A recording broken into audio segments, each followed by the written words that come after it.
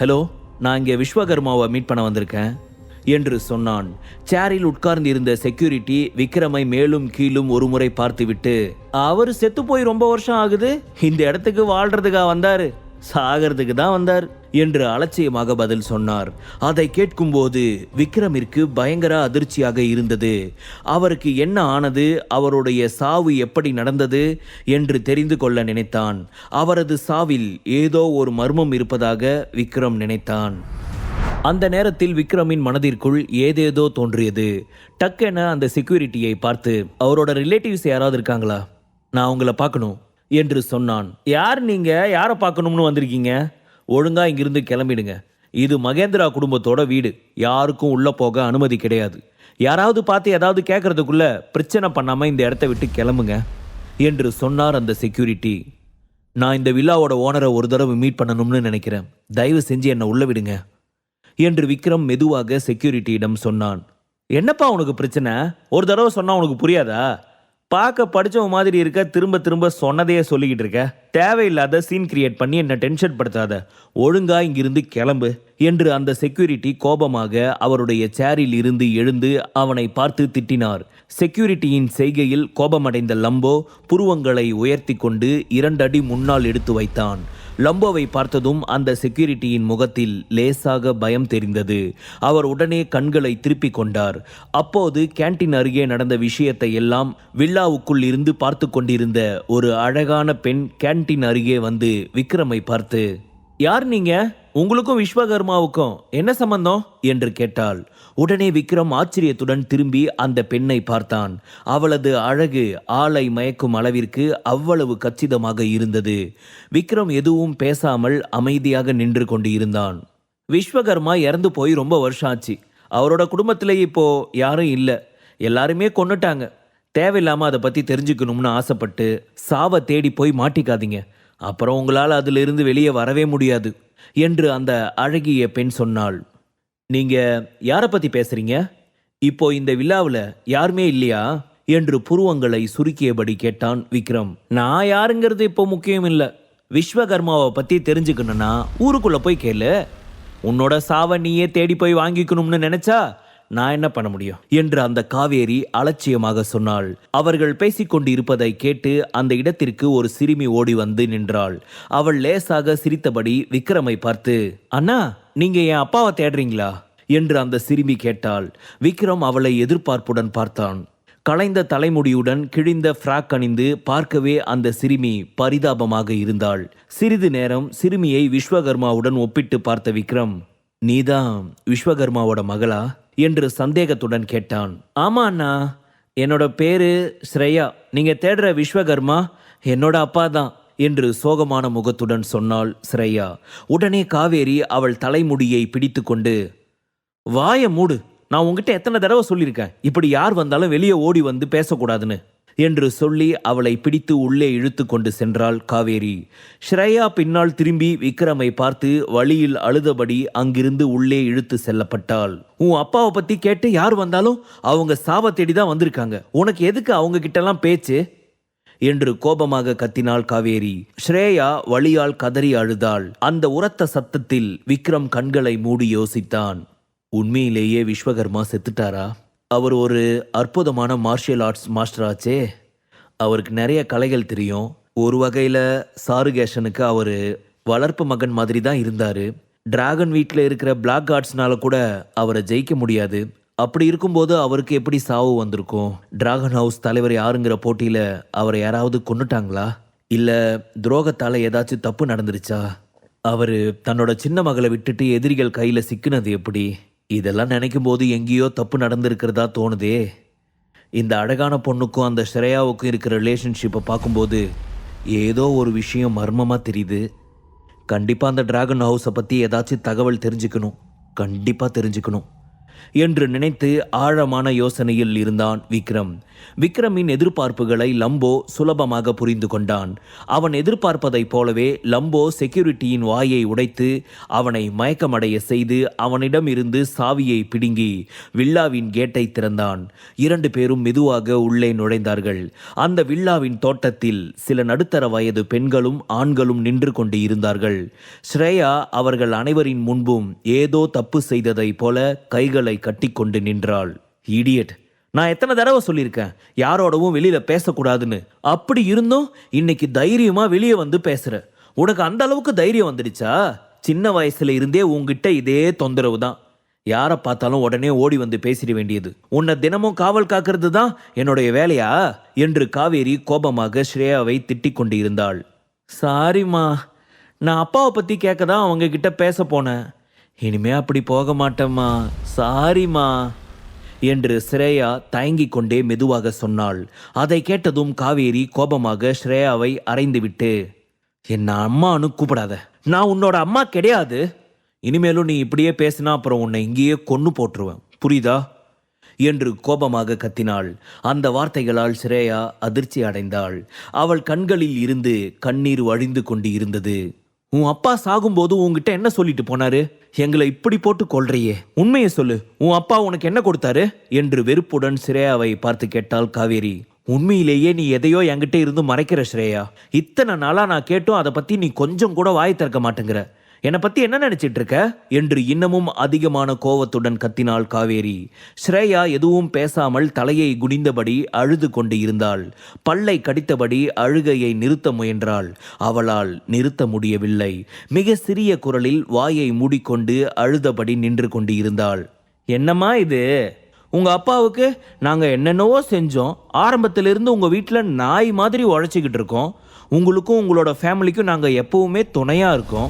எங்களுக்காகவாவது சொல்லக்கூடாதா என்று அருகில் நின்று இருந்த ஒரு பெண் ஸ்ரேயாவை பார்த்து கேட்டாள். செத்து போன உன்னோட அப்பா விட்டுட்டு போன இந்த கருங்கல்லையே பிடிச்சிட்டு நாள் முழுக்கவும் உக்காந்துட்டு இருக்க.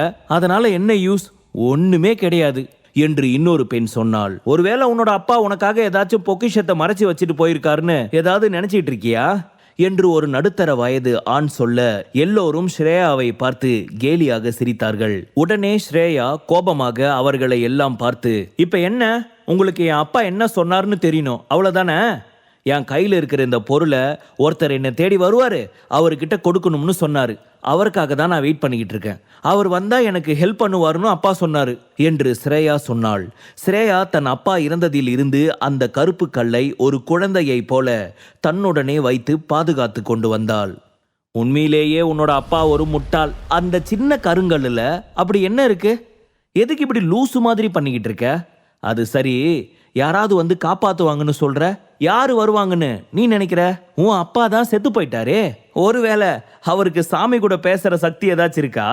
அப்படி ஏதாவது சாமி கிட்ட சொல்லி உன்னை வந்து கூட்டிட்டு போயிடுவாரா? சாகும்போதும் உன் அப்பா உளறிட்டு போனத இன்னமும் நம்பிக்கிட்டு இருக்க. உன் அப்பா அம்மாவோட ஃப்ரெண்ட்ஸ் எல்லாம் உன்னை தேடி இங்கே வந்து எங்களெல்லாம் விரட்டிட்டு உன்னை இங்கேயே ராணி மாதிரி உட்கார வைப்பாங்கன்னு நினைக்கிறியா என்று காவேரி ஏளனமாக சொல்லி கொண்டு சிரித்தாள். அப்போது ஸ்ரேயா அவளையே பார்த்து கொண்டு நிற்க காவேரி அவள் கையில் இருந்த கருங்கல்லை பிடுங்க முயன்றாள். இது இருக்கிறதுனால தானே இப்படியெல்லாம் பேசுற? இப்பவே இதை புடுங்கி தூர வீசுறேன், அதுக்கப்புறம் என்ன பண்றேன்னு பாக்குறேன் என்று சொல்லிக்கொண்டு ஸ்ரேயாவின் கையில் இருந்து பிடுங்க முயன்றாள். ஆனால் ஸ்ரேயா அவள் கையில் இருந்து விடாமல் இறுக்கமாக பிடித்து கொண்டாள். ஸ்ரேயாவிற்கு உண்மையிலேயே கொஞ்சம் தைரியம் உண்டு. அதனால்தான் இத்தனை நாட்களாக இவர்கள் செய்யும் டார்ச்சரை எல்லாம் தாங்கிக் கொண்டு இருக்க முடிந்தது. அம்மா, நீ இப்படி பண்ணாத, இது என்னோட அப்பாவோட ஞாபகமா நான் வச்சிருக்கேன். அப்பா எனக்காக சொல்லிட்டு போனதை நான் பண்ணியே ஆகணும் என்று ஸ்ரேயா அந்த கல்லை காவேரியிடம் கொடுக்காமல் கைக்குள் இறுக்கமாக பிடித்து கொண்டாள். காவேரி சத்தமாக சிரித்து கொண்டே அவள் கையை விட்டபடி, இந்த உடஞ்சு போன கல்லை வச்சுக்கிட்டு நான் என்ன பண்ண போறேன்? உன் அப்பா சாகிறதுக்கு முன்னாடி என்ன சொன்னாரு? ஏதாச்சும் பரம்பரை சொத்து இருக்குன்னு சொன்னாரா என்று காவேரி ஸ்ரேயாவை பார்த்து கேட்டாள். ஸ்ரேயா தலையை குனிந்து, இல்ல, இந்த கல்லை மட்டும்தான் என் அப்பா எனக்கு கொடுத்துட்டு போனாரு என்று சொன்னாள். உண்மையாவே உன்னோட அப்பா ஒரு வேஸ்ட் ஃபெல்லோ. அவர் உயிரோடு இருக்கும்போது எந்த பிரயோஜனமும் இல்லை, செத்ததுக்கு அப்புறமும் எந்த பிரயோஜனமும் இல்லை. ₹1 கூட மிச்சம் வைக்காம போய் சேர்ந்துட்டான். இப்படி உன் அப்பா வாழ்றதுக்கு செத்து போனது எவ்வளவோ மேல் என்று காவேரி சொன்னாள். காவேரிக்கு இன்னமும் நம்பிக்கை வரவில்லை. விஸ்வகர்மா உயிருடன் இருக்கும்போது மிகவும் நல்ல மனிதராக இருந்தார். அவர் எவ்வளவு பெரிய பணக்காரராக இருந்தாலும் எல்லோரிடமும் சாதாரணமாகத்தான் நடந்து கொண்டார்.